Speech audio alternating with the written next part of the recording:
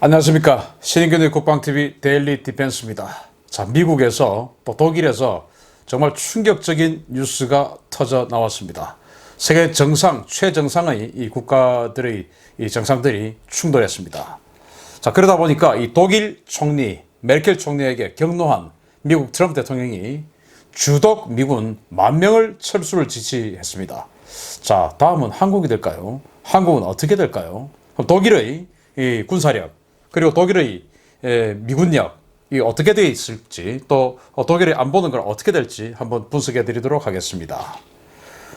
자, 독일 앙겔라 메르켈 총리가 트럼프 대통령이 지금 주최하는 이 G7 초청을 거부하고 시진핑과 환담을 했죠. 뉴스 한번 보겠습니다. 5월 29일 날 미국의 정치 전문지 폴리티코가 보도를 했는데, 그 보도 중에서 이렇게 나옵니다.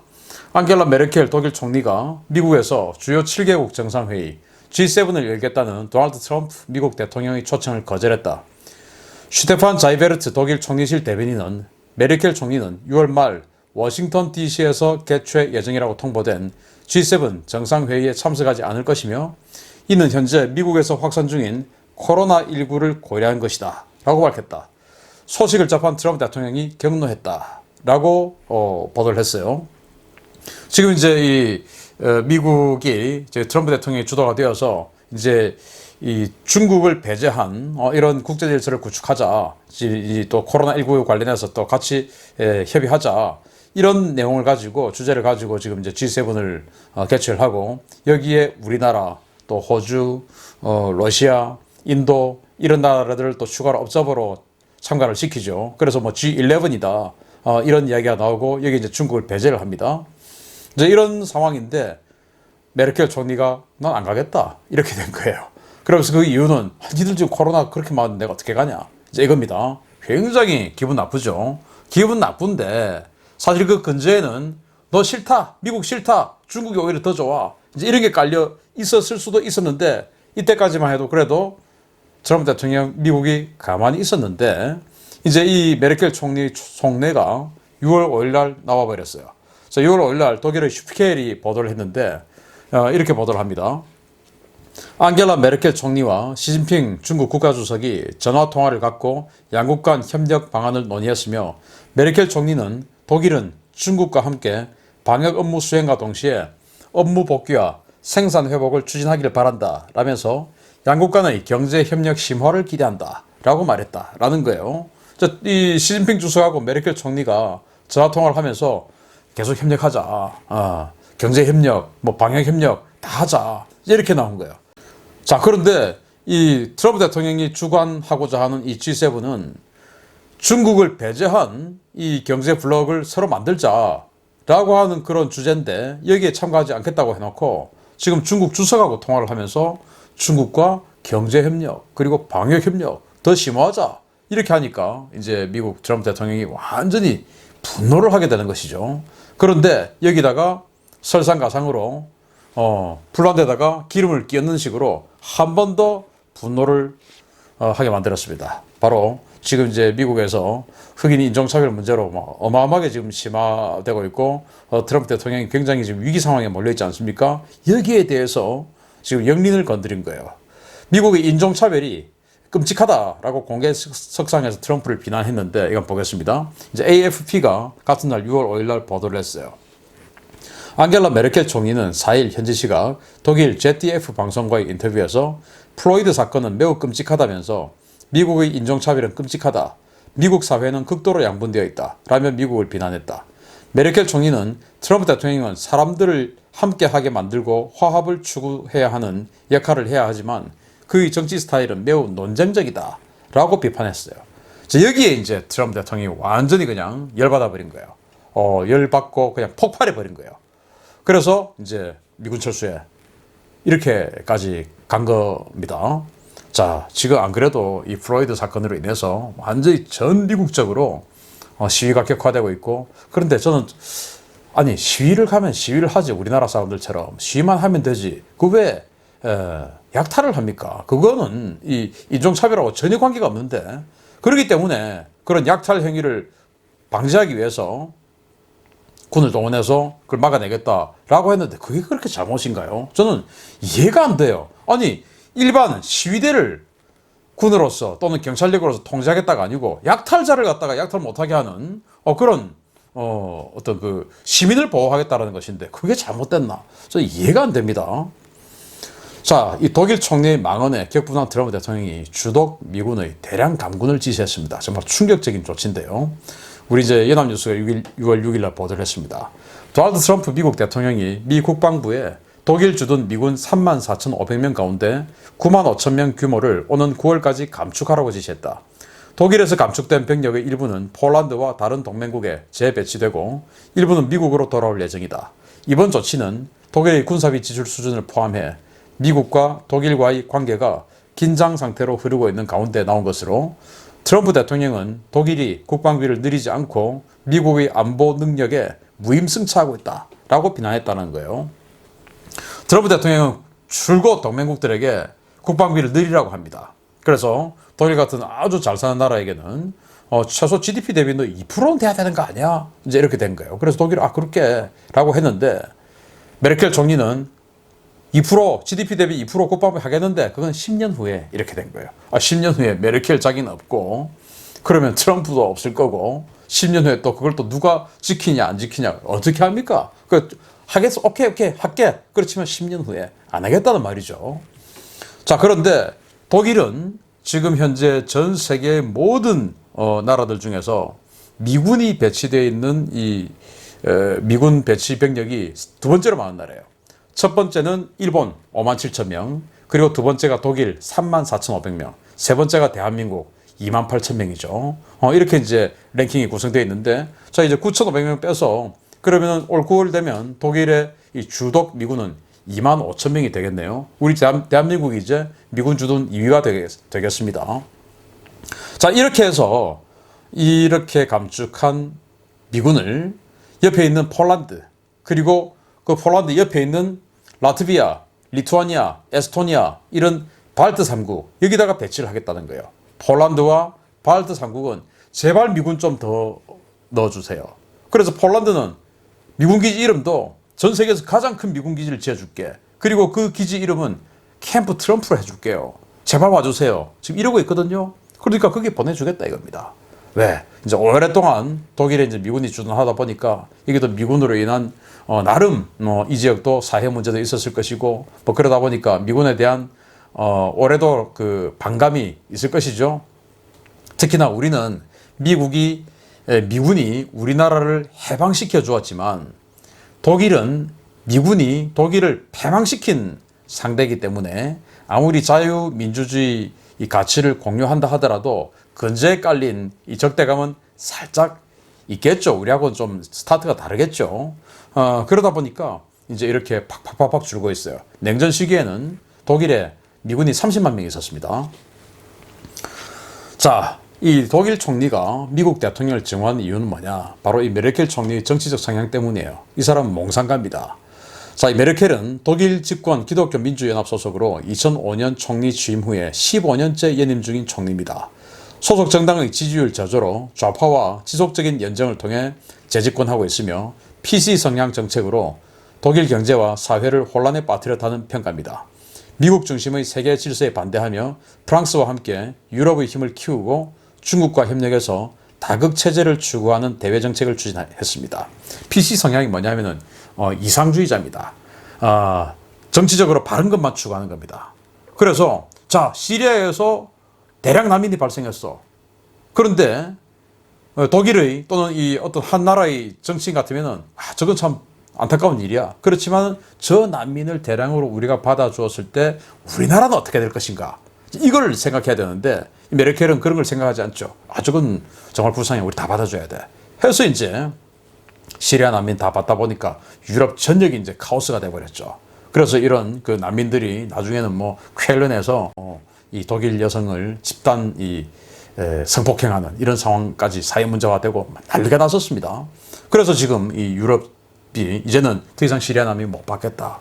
이렇게 된 것이죠. 뭐 이런 여러 가지들. 그리고 이제 지지도가 죽어도 이제 한 30에서 40% 이거밖에 안 되니까 혼자 집권을 못 하죠. 여기는 이제 그 내각제니까. 그래서 좌파 성향의 정당하고 계속 연정을 하는 거예요. 그러다 보니까 그 소수지만은 좌파와 연정을 하려고 하다 보니까 그 좌파적인 정책을 하는 겁니다. 그래서 독일이 대단히 이제 사실은 조금 경제적으로 성장을 못하고, 그리고 독일의 이 실업률이 이 유로존 전체보다 상당히 낮다라고 나와 있습니다. 지표는. 그런데 그 지표 내로 들어가 보면 우리나라처럼, 마치 우리나라처럼 비정규직, 그리고 일용직, 아주 저소득 이런 일자리들만 아주 이제 정부 주도로 양산이 되어서 실제 일자리의 질은 아주 낮은 것이죠. 그래서 그런 어떤 통계적인 면을 잘 활용하는, 마치 우리나라처럼 그런 정치인이에요.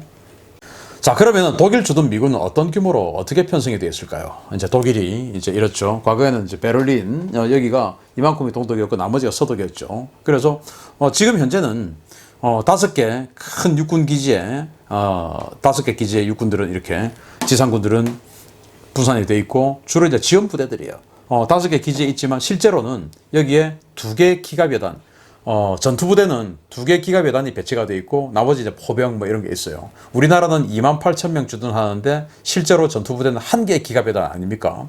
여기는 34,500명이지만 전투부대는 2개의 기갑여단이에요. 자, 그런데 9,500명 줄여 이러면은 제가 봤을 때 이거 기갑여단 2개 이거 그냥 줄이는 거예요. 그러면 독일은 실제로 여기에는 전투부대는 하나도 없는 이런 상황이 되지 않을까, 저는 그렇게 생각합니다. 만약에 9,500명 줄이면 그렇게 봐요. 바꾸어서 우리나라도 4,000명 줄여 이러면 지금 우리나라에 들어오는 1개 기갑여단 이거 줄어드는 겁니다. 그리고 이제 공군이 제법 한 14,000명 있는데 공군 기지는 2개 있어요. 여기 나누어져 있고 여기에서 이제 비셀이라고 하는 이 기지에는 그 독일 토네이도 전투기하고 같이 있는데, 이 토네이도 전투기가 B-61 전술핵 폭탄을 유사시에 같이 사용할 수 있도록 배치가 되어 있습니다. 이런 식으로 과거에 이제 이 동독을 상대로 했기 때문에 공군기지는 최대한 이렇게 프랑스 쪽으로 갖다 붙어 있는 이 뒤쪽에 있고요. 이런 식으로 되어 있어요. 그런데 지금은 여기 이제 폴란드 이런 데가 전부 다 이제 나토가 됐으니까 독일 입장에서는 이제 적이 없는 것이죠. 양 사방이 폴란드, 뭐 체코, 뭐 스위스, 프랑스, 덴마크 양 사방에 적이 하나도 없는 겁니다. 그전에는 전부 적이었지 않습니까? 이 동쪽은. 이제는 적이 없으니까 나태해지는 것이죠. 자, 그렇지만 나태해졌는데 그 대가는 어떻습니까? 이제 러시아가 이렇게 돼버렸습니다. 아주 강력한 이제 군사력을 재건을 하면서, 또 특히나 작년에 트럼프 대통령이 중거리 핵 전력 조약, 즉 500km에서부터 5,500km까지의 중거리 지대지 미사일을 배치를 안 하겠다라고 하는 그 약속을 미국이 폐기를 해버렸어요. 자, 그러면은 러시아와 미국이 사정거리 5,500km까지의 지대지 미사일을 배치를 안 하면 그거 어떻게 됩니까? 러시아는 5,500km 가지고 미국을 공격할 수 없어요. 러시아가 미국 공격하려고 하면은 뭐 ICBM 한 8,000km, 10,000km 이 정도 있어야 되는 거 아닙니까? 그런데 미국은 폴란드다, 여기 뭐 라트비아, 리투아니아, 또 루마니아 이런 나라들 전부 미군 우리한테 들어와 주세요 해가지고 지금 뭐 왜 미군이 들어와야 국방 예산이 절약되니까 지금 이제 막 미군 초청하려고 난립니다. 이런 데다가 지대지 미사일 배치하면, 중거리, 단거리 지대지 미사일 배치하면 여기 1시간 내에 또는 10분 내에, 이 발트 삼국 같은 경우는 10분 내에 모스크바 타격할 수 있어요. 그러니까 이제 미국이 압도적으로 유리해지는 것이죠. INF를 폐기하면.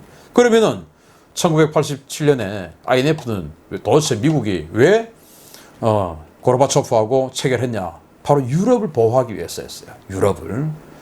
이 500에서 5,500km짜리 미사일 가지고 미국은 공격할 수 없지만 유럽을 공격할 수 있으니까 이 유럽을 안심시켜주기 위해서 미국이 그것을 감내하면서 체결해 줬던 것인데, 지금 이제 유럽의, 특히 이제 EU로 통합되고 나서 그 EU의 리더라고 할 수 있는 독일, 프랑스가 계속 이제 미국에게 딴지를 걸고, 우리가 왜 나토에서 항상, 나토는 왜 미국이 항상 사령관을 맡아야 돼? 우리 유럽군 따로 만들자. 이제 이렇게 나오니까 미국이 그래? 알았어. 맛 좀 봐라. 하고는 이제 INF 폐기시켰거든요. 자, 이제 이 러시아가 INF 폐기로 인해서 이스칸데르 미사일 뭐 이런 거는 아직 뭐 독일까지는 사정거리가 안 되지만 이 익스칸데르 발사대에다가 칼리브르 사정거리 2500km짜리 지대지 순항미사일이죠. 이런 거 장착하면 독일은 물론이고 프랑스, 영국 전역까지 사정거리가 되죠. 그리고 여기 바로 폴란드 바로 위에 칼리닝그라드가 있습니다. 여기 바로 여기는 그냥 러시아 땅이에요. 러시아하고 떨어져 있지만 이 지역만 러시아 땅이에요. 이 칼리닝그라드는.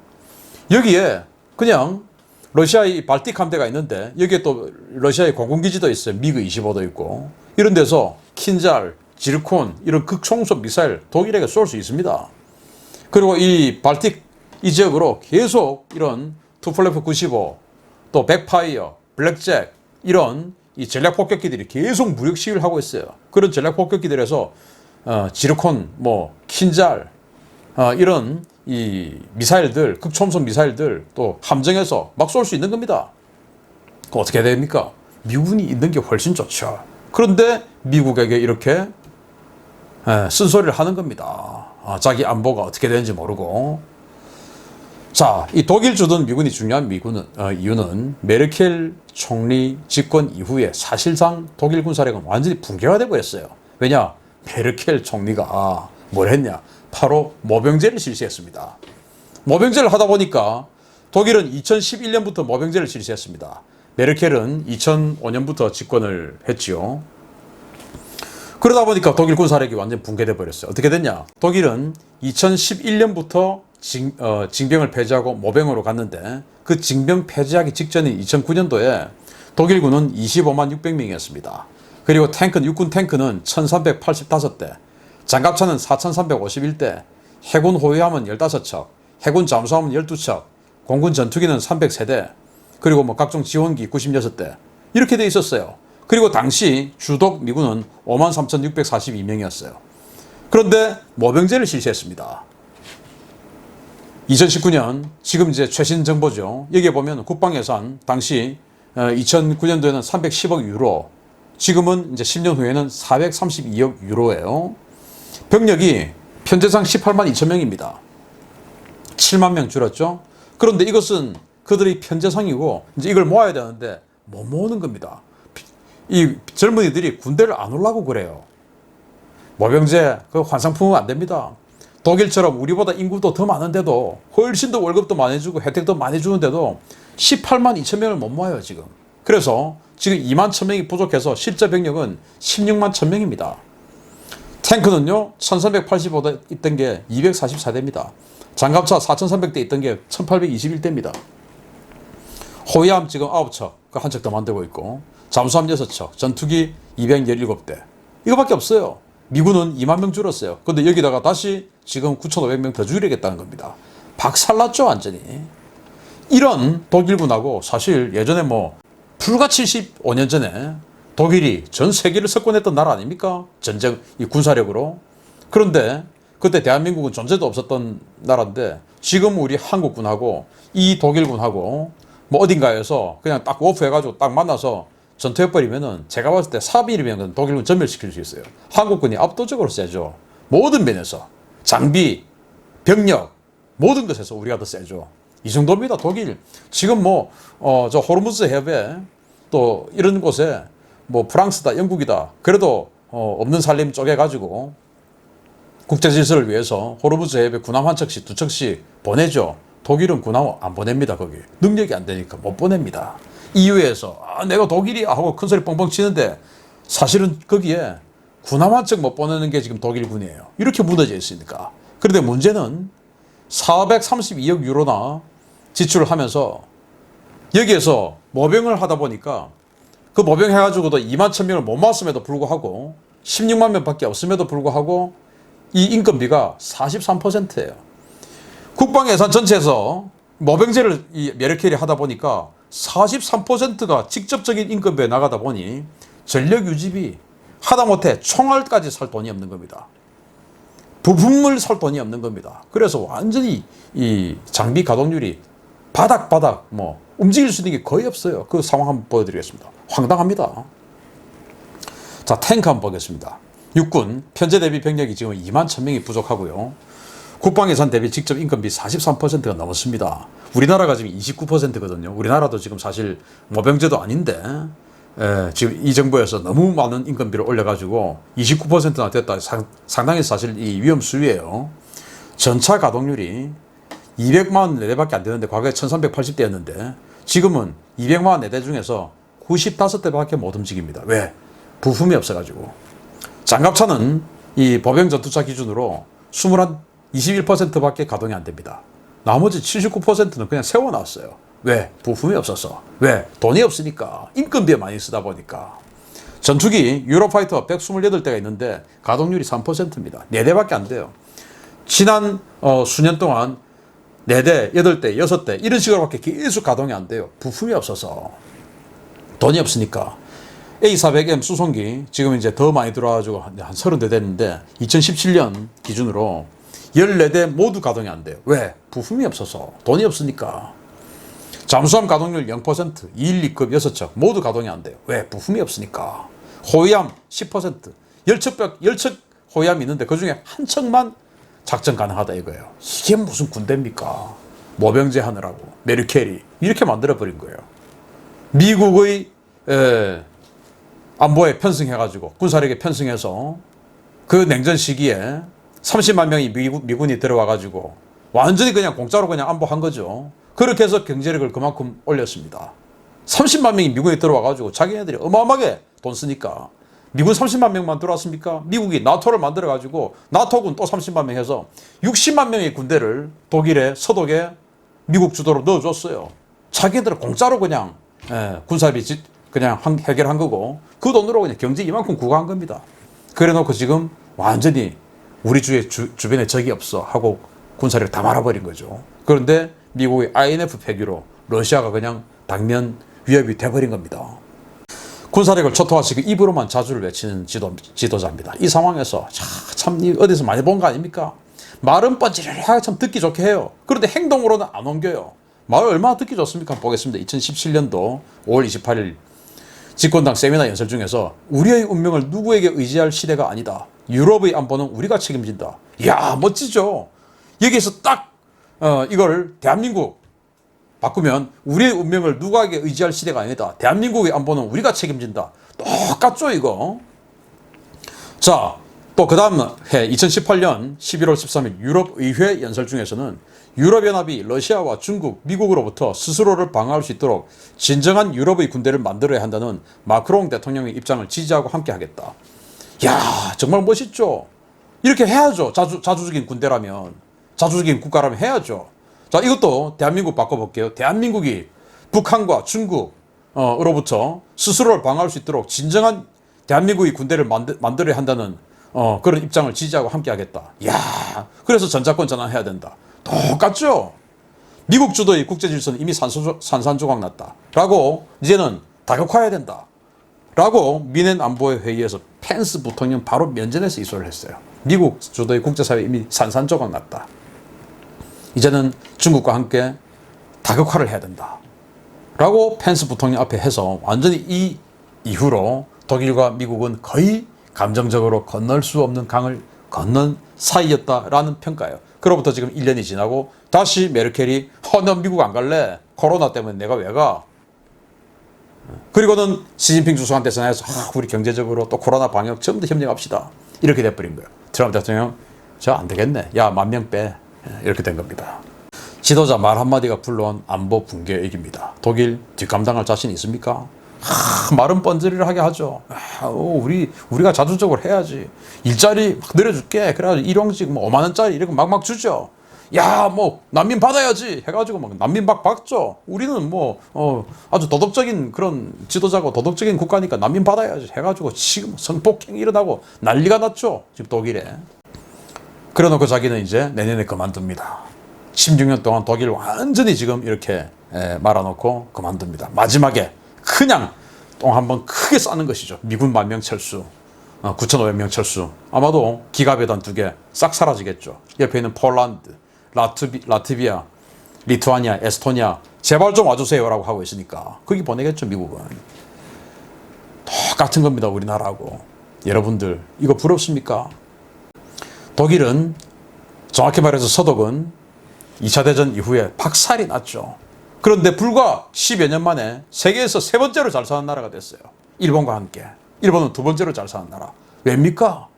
다 주독 그리고 주일 미군 때문입니다. 우리나라는 정말 거지 같은 나라였는데 어쩌다가 이렇게 세계랭킹 10위가 됐습니까? 주한 미군이 있었기 때문입니다. 제가 미국의 똥꼬를 빨아요? 우리나라가 잘 살 수 있다면 똥꼬 빨아야지요. 그게 뭐라고? 빨아야지요. 정치인이라면. 대한민국을 책임지겠다라고 나선 정치인이라면 자존심 다 내팽개치고 우리나라 잘 살게 해주겠다는데 그거로 인해서 우리나라 잘 살 수 있다면 똥꼬를 왜 못 빨아? 발가락이라도 빨아야지. 그게 정치인의 바른 자세 아닙니까?